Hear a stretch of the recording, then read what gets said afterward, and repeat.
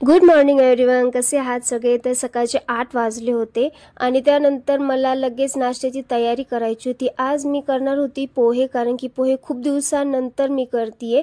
एवढ्यात आम्ही पोहे खाल्लेच नव्हते. आमच्या घरी रोज नाश्ता बनवला जातो, त्यामुळे आम्ही रोज वेगवेगळे काही ना काही बनवत असतो आणि रोज रोज पोहे खाऊन पण कंटाळा येतो. सो त्यामुळे आम्ही एवढ्यात पोहे केलेलेच नव्हते. म्हटलं आज चला पोहे करून बघूया.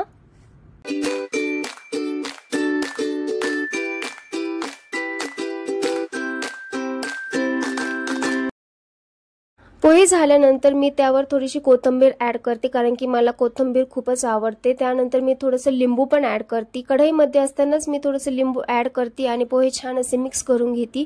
त्यामुळे टेस्ट पण खूप छान येते आणि पोहे पण खूप छान लागतात. आज आमच्या घरी ना छोटेसे 2 पाहुणे आलेले होते, म्हणजेच यज्ञेशाच्या फ्रेंड्स आलेले होत्या आणि त्या तिघी पण इतक्या छान अशा खेळत होत्या आणि इतके छान गप्पा पण मारत होत्या. त्या तिघी पण एकाच स्कूलमध्ये आहे, त्यामुळे त्या तिघींचं बॉन्डिंग पण इतकं छान आहे ना. लहान मुलांचं कसं असतं ना, एक झालं का एक खेळ ते खेळतच असतात. ते काही शांत बसत नाही. त्यांचं चालू होतं टीचर आधी खेळत होत्या, नंतर भांडी खेळत होत्या, नंतर त्यांचं डान्स करायचं काम चालू होतं. मला त्यांना बघूनच माझे बालपणीचे दिवस आठवले होते. आमच्या इथे ना सकाळी सकाळी इतका छान भाजीपाला भेटतो, इतका फ्रेश भाजीपाला भेटतो. त्यामुळे मम्मी सकाळी सकाळी गेल्या आणि भाजीपाला घेऊन आल्या. त्यासोबतच टोमॅटो पण इतके फ्रेश भेटले होते ना. त्यासोबतच मम्मींनी भाजीपाल्यामध्ये मुळा पण आणला होता. आपण नेहमीच मुळ्याची भाजी खातो, पण आज मी करणार आहे मुळ्याच्या पाल्याची भाजी. तुम्ही पण एकदा नक्की ट्राय करून बघा. इतकी छान, इतकी सुंदर लागते आणि एकदम सोप्या पद्धतीने मी ही भाजी करणार आहे. त्यासाठी मी तो पाला छान असा धुवून घेतला. त्यानंतर मी छान असा कापून पण घेतला, बारीक कापून घेतला. त्यानंतर गरम पाण्यामध्ये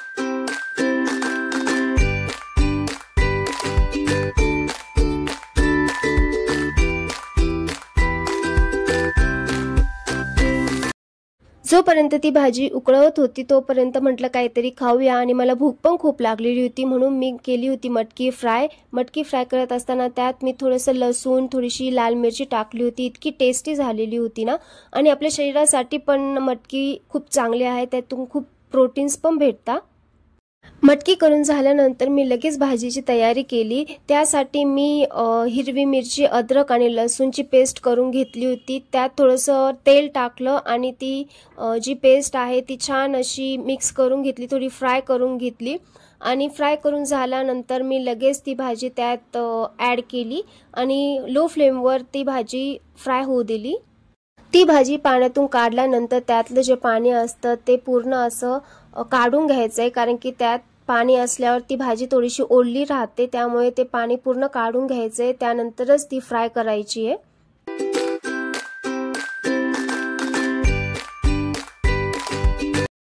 आमच्या घरात ना आम्ही नेहमीच सगळेच फ्रूट्स खातो, कारण की फ्रूट्स खाणं हे शरीरासाठी पण खूप चांगलं आहे. पण सगळ्या फ्रूट्समधून मला द्राक्ष ही खूप आवडतात आणि द्राक्षांचा सीझन पण चालू होता. त्यामुळे मी पप्पांना बोलली होती की मला द्राक्ष खायचे. त्यांनी लगेच आणले आणि इतके छान, इतके गोड द्राक्ष होते ना. लहानपणापासूनच मला द्राक्ष खूप आवडतात, कारण की माझ्या माहेरी द्राक्षांची बाग होती, त्यामुळे मी नेहमीच द्राक्ष खायची. यज्ञेशाने ना फर्स्ट टाइम द्राक्ष टेस्ट केली होती, त्यामुळे तिला पण इतके आवडले होते. आणि खरंच सांगू का, द्राक्ष खरंच खूप चविष्ट, इतके छान लागत होते ना. तुम्ही जेव्हा द्राक्ष आणता ना तेव्हा ते घरी आल्यावर चांगल्या पाण्याने आणि मिठाच्या पाण्याने चांगली धुवून घेत जा, कारण की त्याच्यावर खूप औषधे मारलेली असतात. आणि लहान मुलांना शक्यतो देताना मिठाच्या पाण्याने चांगली धुवून घेतल्यानंतरच ते द्राक्ष लहान मुलांना द्या.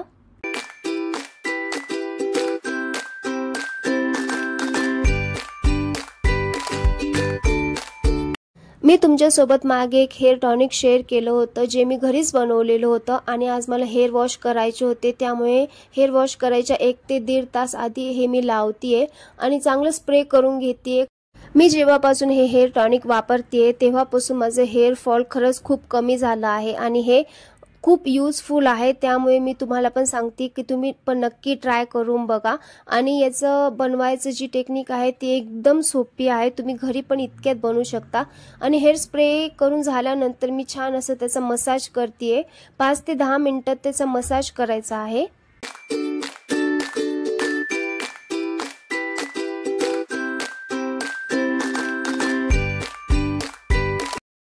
आपल्या लेडीजचं कसं असतं ना, कामामुळे आपण स्वतःकडे लक्ष देत नाही, स्वतःच्या शरीराकडे पण लक्ष देत नाही. बट असं नका करू, स्वतःसाठी वेळ काढत जा, स्वतःच्या हेअरसाठी आणि शरीरासाठी पण काळजी घेत जा. त्यामुळे आपल्यालाच खूप फायदा होतो, आपल्यासाठीच ते खूप उपयोगी आहे. हेअरसाठी आपण घरी पण छान अशी ट्रीटमेंट घेऊ शकतो आणि आपल्या घरात बरेचसे असे वस्तू असतात ज्यामुळे आपले हेअर्ससाठी आपण तेल वगैरे आणि टॉनिक पण बनवू शकतो. असं काही नाही की शॉपमध्येच ह्या सगळ्या गोष्टी भेटतात, बट आपल्या घरात पण अशा खूप काही वस्तू असतात ज्यामुळे आपण हेअर टॉनिक, हेअर फॉलसाठी जे तेल असतं ते बनवू शकतो. आज खूप दिवसांनंतर आम्ही बाहेरचं हॉटेलचं जेवण करणार होतो. शक्यतो आम्ही बाहेरचं जेवण जास्त खात नाही. आधी मी यज्ञेशला रेडी केलं, त्यानंतर मी पण रेडी झाली आणि आम्ही छान असा एक व्हिडिओ पण काढला. यज्ञेशाने पण खूप छान अशी पोज दिलेली होती आणि ती बघा किती आनंदी होती, कारण की बाहेर जायचं होतं. सो तिला खूप असा आनंद झाला होता. आज आमच्या बिल्डिंगची लेडीजची छोटीशी पार्टी होती, त्यामुळे मम्मी आणि आम्ही सगळ्याच लेडीज खूप छान अशा तयार होऊन हॉटेलला गेलो होतो आणि बिल्डिंगच्या जवळच एक छान असं हॉटेल आहे, तिथेच आम्ही सर्व जमलो होतो. सर्व लेडीज खूप छान अशा तयार होऊन आल्या होत्या आणि खूप दिवसांनंतर भेटलो होतो, त्यामुळे छान अशा गप्पा पण मारल्या होत्या.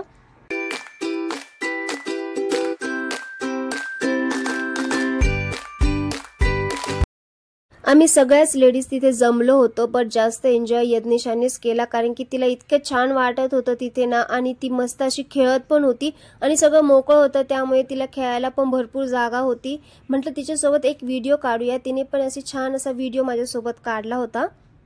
तिचे एन्जॉय करायचं काम चालू होतं आणि बाकीच्या लेडीज आम्ही छान अशा गप्पा मारत होतो. कोणी फोटो क्लिक्स करत होते, कोणी व्हिडिओ काढत होतं आणि खूप दिवसांनंतर सगळे भेटले होते, त्यामुळे सगळ्यांनीच खूप छान असा एन्जॉय केला होता. स्टार्टरमध्ये आम्ही पहिले सूप घेतलं होतं, त्यानंतर छान असं सोयाबीन चिली त्यांनी दिली होती. तिथली टेस्ट पण खूप छान आहे, फूडची टेस्ट पण खूप छान आहे.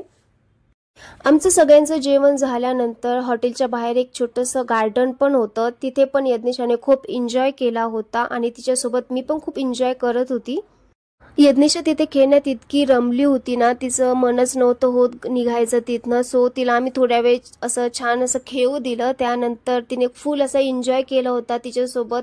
ती मला पण म्हणत होती की मम्मा तू पण माझ्यासोबत खेळ.